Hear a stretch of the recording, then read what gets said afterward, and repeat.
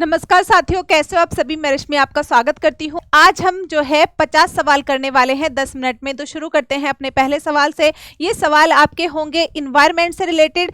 तो दोस्तों इसमें जलवायु परिवर्तन या जैव विविधता से संबंधित फैक्ट्स होंगे।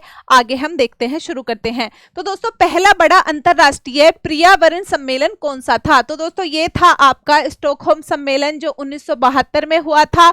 आगे बात करते हैं, जो हमारा दूसरा सवाल है, यूएनईपी का मुख्यालय कहां पर है? तो दोस्तों यूएनईपी का जो मुख्यालय है वो है आपका नैरोबी, केन्या में। आगे बात करते हैं, जो अगला सवाल हमारा होने वाला है दोस्तों, तो अगला सवाल हमारा है, नेक्स्ट सवाल है, क्योटो प्रोटोकॉल जो है United nation framework convention on climate change सम्मेलन स्थापित हुआ था। तो कब हुआ था? तो ये रियो अर्थ समिट में स्थापित किया गया था जो 1992 में हुई थी।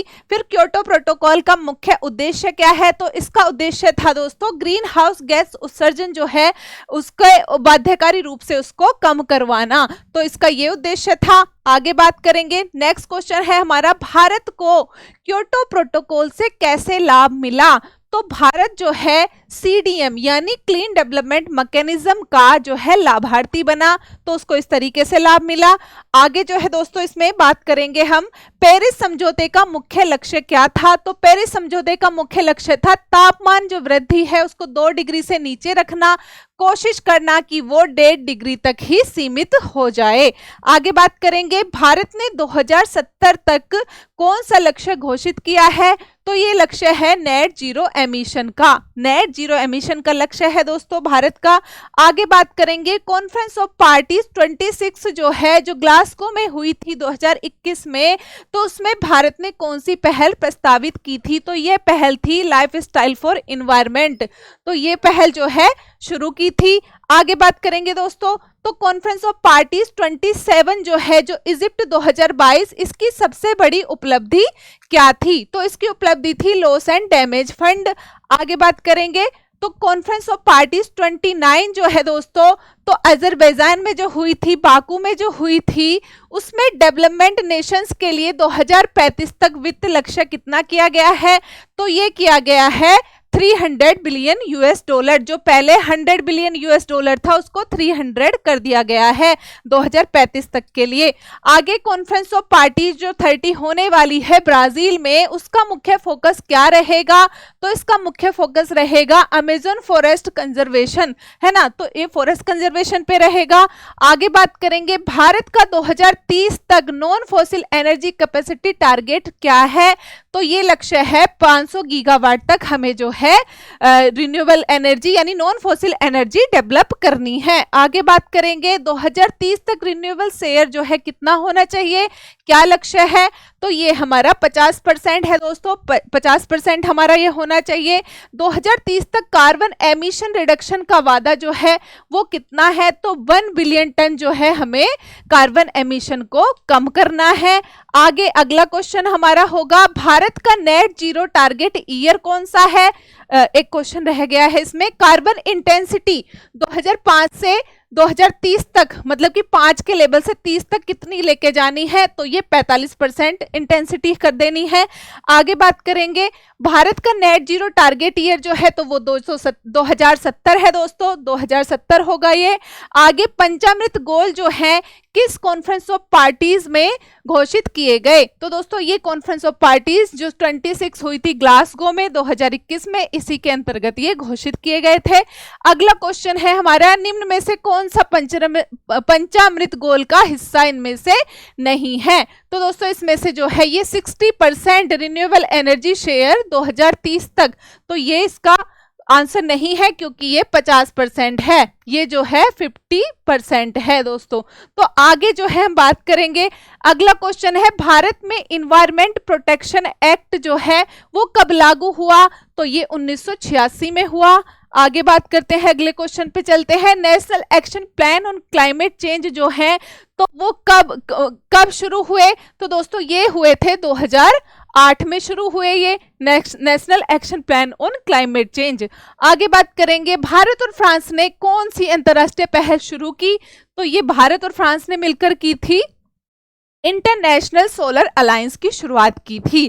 आगे अगले क्वेश्चन पर चलते हैं, फेम 2 योजना का संबंध किससे है? तो इस योजना का संबंध है इलेक्ट्रिक व्हीकल से। इलेक्ट्रिक व्हीकल से संबंध है इस योजना का। आगे बात करते हैं carbon border adjustment mechanism European union 2023। तो ये जो है इसका उद्देश्य क्या है? उद्देश्य है कार्बन लीकेज रोकना, क्लीन प्रोडक्शन को प्रोत्साहित करना। तो ये जो है ये उद्देश्य है इसका। आगे जो है कार्बन बॉर्डर एडजस्टमेंट मैकेनिज्म किन प्रोडक्ट्स पर लागू होता है? तो ये लागू होता है स्टील, सीमेंट और एल्यूमिनियम पर। तो इन जो है इन प्रोडक्ट्स पर ये लागू होता है। Climate and clean air coalition 2012 का फोकस किस पर था? तो इसका फोकस था शॉर्ट लिव्ड क्लाइमेट पोल्यूटेंट्स पर, इसका जो है फोकस था। आगे बात करेंगे, अगला क्वेश्चन है आईपीसीसी की स्थापना कब हुई? तो दोस्तों आईपीसीसी की स्थापना जो है वो 1988 में हुई। आईपीसीसी की स्थापना 1988 में हुई। इसका सेक्रेटरीट कहाँ है? तो ये है जेनेवा में।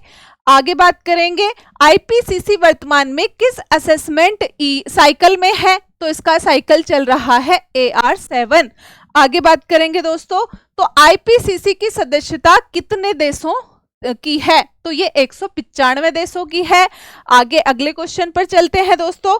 तो इसमें जो है क्लाइमेट चेंज परफॉर्मेंस इंडेक्स जो है उसमें भारत की रैंक क्या है? तो 2025 वाला जो इंडेक्स है उसमें 10वीं रैंक है भारत की। आगे बात करेंगे जो क्लाइमेट चेंज परफॉर्मेंस इंडेक्स है ये किसके द्वारा जारी किया जाता है? तो इसको जारी करता है जर्मन बोच new climate institute can international. तो ये इसको जो है जारी करता है। आगे चलते हैं, तो ये जो है क्लाइमेट चेंज परफॉर्मेंस इंडेक्स में 4 कैटेगरीज जो हैं वो किन 4 कैटेगरीज पर आधारित है? तो उनमें है green house gas, renewable energy, energy use और क्लाइमेट पॉलिसी, इस पर आधारित है ये। क्लाइमेट चेंज परफॉर्मेंस इंडेक्स 2025 में पहले 3 स्थान किसको मिले? तो ये तीनों स्थान जो है पहले वेकेंट रहे, यानी किसी को नहीं मिले, खाली रहे। आगे चलते हैं, क्लाइमेट चेंज परफॉर्मेंस इंडेक्स 2025 में 4th, 5th और 6th स्थान पर कौन है? तो इस पर है दोस्तों डेनमार्क, नीदरलैंड और यूके। तो ये है इसके 4th, 5 और 6 पर।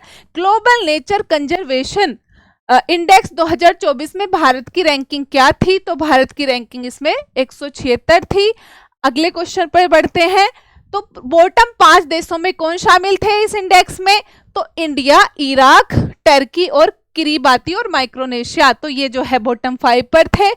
आगे बढ़ते हैं, एक कार्बन क्रेडिट कितने उत्सर्जन की अनुमति देता है? तो ये देता है 1 टन कार्बन डाइऑक्साइड इक्विवेलेंट की अनुमति देता है।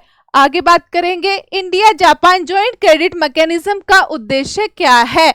तो India Japan joint credit mechanism जो है इसका उद्देश्य है कार्बन ट्रेडिंग और क्रेडिट एडजस्टमेंट करना।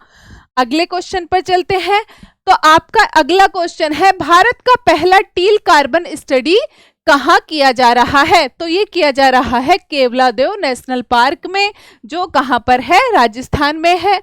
आगे बढ़ते हैं, ग्लोबल एनवायरनमेंट फैसिलिटी की स्थापना कब हुई थी? तो ग्लोबल एनवायरनमेंट फैसिलिटी की स्थापना 1991 में हुई थी। आगे बढ़ते हैं, ग्लोबल एनवायरनमेंट फैसिलिटी की 67वीं काउंसिल मीटिंग कहाँ हुई है?